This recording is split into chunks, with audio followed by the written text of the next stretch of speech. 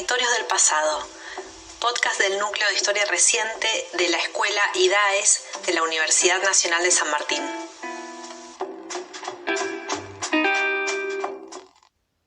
Dentro de la Escuela de Mecánica y la Armada, siempre estuvimos pensando que, vivimos otro día más.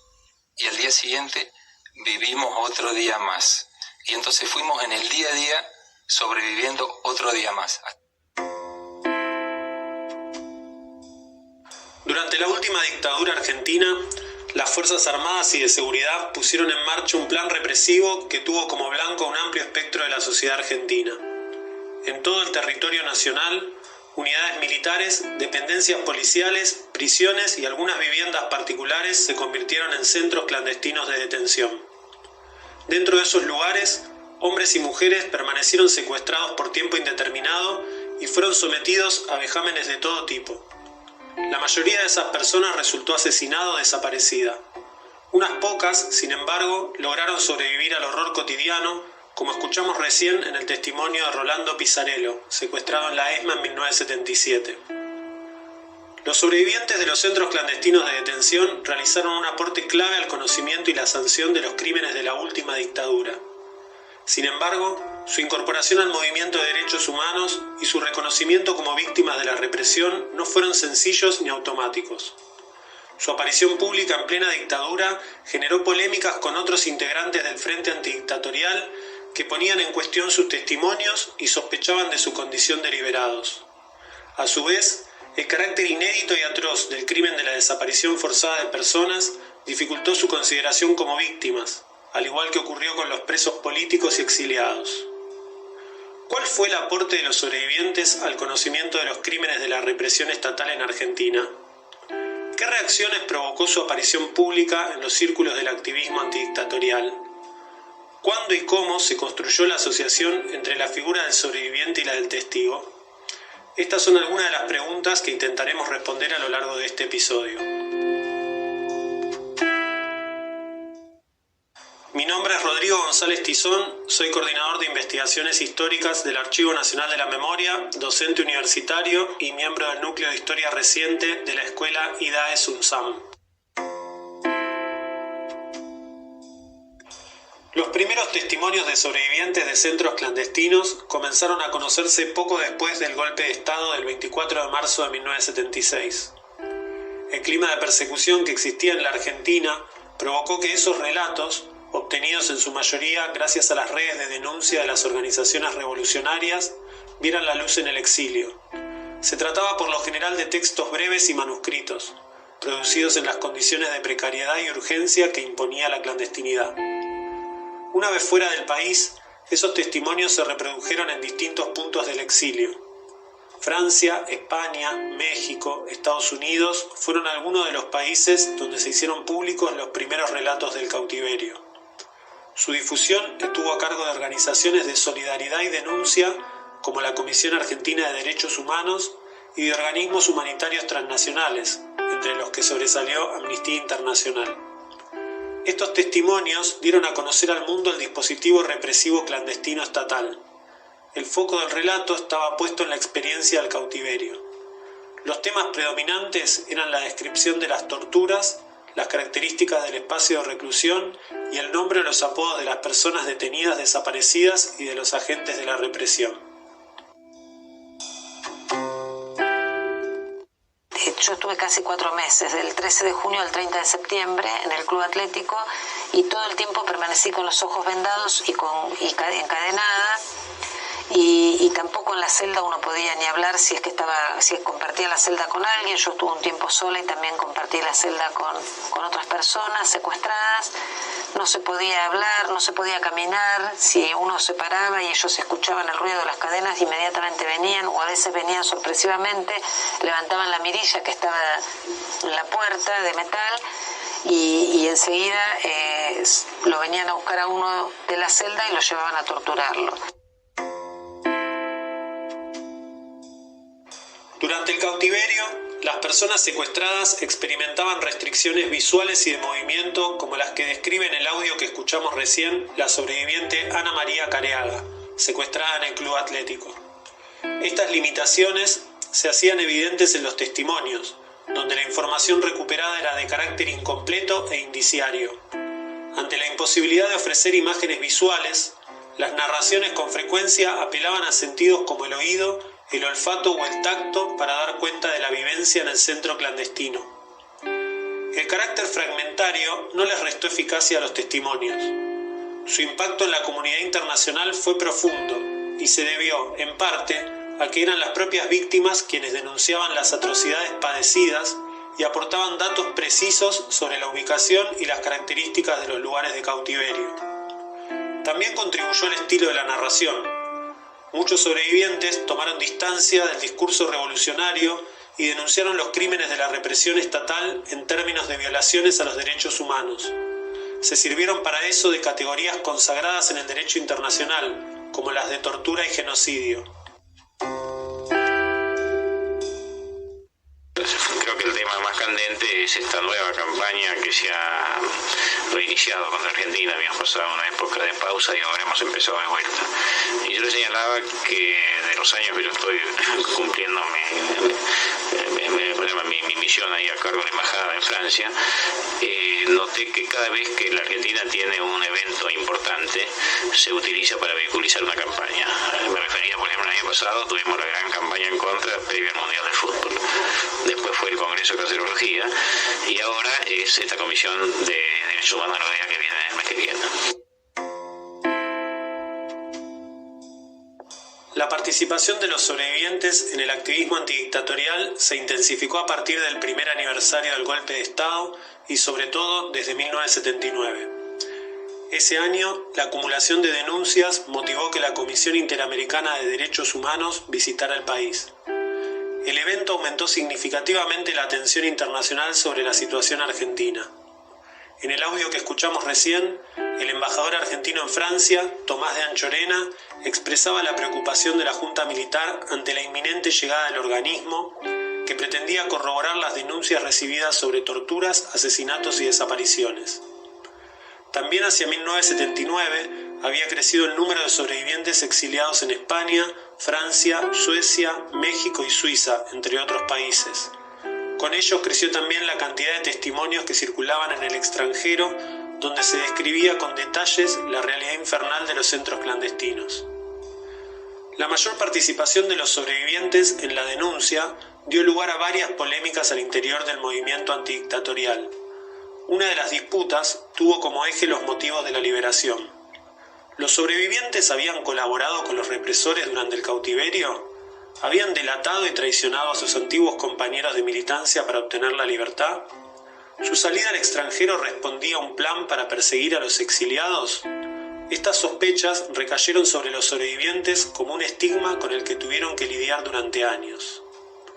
Otra polémica se produjo en torno a la suerte corrida por los desaparecidos. El 12 de octubre de 1979, 3 militantes montoneras liberadas de la ESMA dieron una conferencia de prensa en la Asamblea Nacional Francesa. Allí afirmaron que los supuestos traslados de secuestrados que se producían de forma periódica en el centro clandestino encubrían su asesinato. La afirmación era contradictoria con la consigna de aparición con vida que sostenían los organismos de derechos humanos en un momento en que la Junta Militar pretendía dar por muertos a los desaparecidos. Desde distintos sectores del movimiento antidictatorial se consideró que anunciar su muerte era contribuir con la estrategia de los militares para clausurar el reclamo. Yo creo que los que tenemos este raro privilegio de haber pasado por este infierno y tener la posibilidad de contarlo ante ustedes, tenemos la obligación, el deber de dar testimonio de esto, de no callarnos la boca, para que efectivamente esto no suceda más. Podría agregar muchas otras cosas, pero creo que es un tema que nos debe hacer reflexionar a todos y que es necesario, imprescindible, que la justicia castigue a todos los culpables de lo que ha ocurrido en estos durísimos años, porque dejar los delitos impunes es prácticamente permitir que vuelvan a ocurrir. Con el retorno de la democracia, los sobrevivientes llegaron a la primera plana de los medios de comunicación argentinos. La cobertura periodística de los crímenes de la represión estatal clandestina dedicó un amplio espacio a sus testimonios. Era común ver en periódicos y revistas una descripción detallada de las torturas propias y ajenas. La representación de los crímenes era espectacular y estaba desprovista de su marco histórico y político. Por su carácter sensacionalista y morboso, estas noticias fueron conocidas como el show del horror. Los sobrevivientes colaboraron también con la CONADEP. De la mano del organismo, llegaron a la televisión a través del documental que recogía los resultados de su investigación. Una audiencia masiva tomó contacto entonces con los crímenes de la dictadura, que incluían la tortura, el asesinato, la desaparición y el robo de bebés de mujeres secuestradas. Los relatos del cautiverio fueron también el insumo principal del informe Nunca Más, éxito de ventas de la época. La CONADEP tuvo un rol fundamental en la asimilación de los sobrevivientes a la figura del testigo. Se instaló la idea de un deber de memoria para quienes salían con vida de los centros clandestinos. Este imperativo surgió, por ejemplo, durante la intervención de Jorge Watts, sobreviviente del Vesubio, en el documental de la CONADEP, tal como escuchamos en el audio anterior. En octubre de 1984 se creó la Asociación de Exdetenidos Desaparecidos. El organismo se formó a partir de la confluencia de sobrevivientes de distintos centros clandestinos de la capital federal y la provincia de Buenos Aires, que habían coincidido en la denuncia del cautiverio en tiempos de la transición democrática. Su surgimiento significó la incorporación de un nuevo actor político al movimiento argentino de derechos humanos. Sin embargo, este proceso no resultó fácil, ya que todavía perduraban algunos de los estigmas que habían pesado sobre los sobrevivientes en dictadura. Me colocan lo que allí llamaban un tabique, que es una especie de antifaz en los ojos, y grillos, que son cadenas que me unían los dos tobillos, y me dan un número, X96, y me dan la instrucción de que a partir de ese momento yo no me llamaba más Mario Villani, sino X96. Ni bien me dicen eso, siguen hablando de otras cosas, inmediatamente viene otra persona y me pregunta cómo me llamo. Yo todavía no había entendido lo que me habían dicho y digo Mario Villani, y es el primer golpe que recibo. Eso sucedió 2 veces más, y hasta que no volví a decir que me llamaba Mario Villani, sino X96.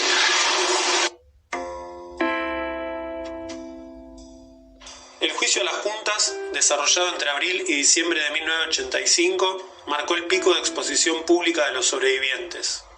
Su protagonismo fue total debido al silencio de los perpetradores y la ausencia de documentos que dieran cuenta de los crímenes. Sus declaraciones en las audiencias orales en la Cámara Federal, como la de Mario Villani que escuchamos en el audio anterior, terminaron de legitimarlos como testigos. En la prensa aparecían diariamente artículos que recuperaban los pormenores de su paso por los tribunales, resaltaban el valor de sus relatos y ofrecían transcripciones de sus testimonios acompañadas de fotografías del momento de las declaraciones. La contracara de esta legitimación de su palabra fue el silenciamiento que se impuso sobre los pasajes de sus testimonios que referían a la militancia armada y a los delitos sexuales perpetrados en los centros clandestinos. Pasarían años hasta que esos temas pudieran abordarse públicamente. Los sobrevivientes de los centros clandestinos de detención se sumaron tempranamente a la denuncia de los crímenes de la dictadura. Sus testimonios dieron a conocer al mundo las violaciones a los derechos humanos en la Argentina y contribuyeron a la condena internacional de la Junta Militar. Mientras denunciaban lo vivido en los centros clandestinos, debieron lidiar con acusaciones de traición y colaboración que levantaron un primer obstáculo para su reconocimiento como víctimas, aunque no impidieron la circulación pública de sus relatos por la amplia geografía del exilio. En los inicios de la democracia, la judicialización de los crímenes dictatoriales catapultó a los sobrevivientes al centro de la escena política argentina. Sus testimonios circularon por la prensa y los tribunales y se convirtieron en la prueba principal de la violencia clandestina. Sin embargo, Su reconocimiento como víctimas de la represión quedó en un segundo plano ante la atrocidad del crimen de la desaparición forzada de personas. La reflexión sobre la experiencia de cautiverio, las políticas reparatorias al nivel del Estado y los nuevos procesos judiciales por los crímenes de lesa humanidad habilitaron las condiciones para que esa situación se modificara. Durante los años de la transición, su imagen se redujo a la figura del testigo.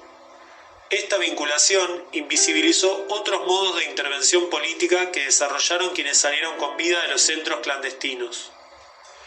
Explorar las múltiples formas que asumió la participación de los sobrevivientes en el proceso de memoria, verdad y justicia durante las últimas 4 décadas es uno de los mayores desafíos que tenemos por delante para comprender su papel en la historia de las luchas por los derechos humanos en la Argentina.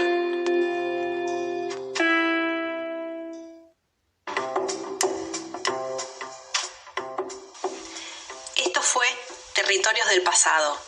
Si querés comunicarte con nosotros, podés hacerlo a nuestro correo nucleohistoriareciente@gmail.com. En Twitter somos @nucleoidaes y en Facebook Núcleo Historia Reciente Idaes UNSAM.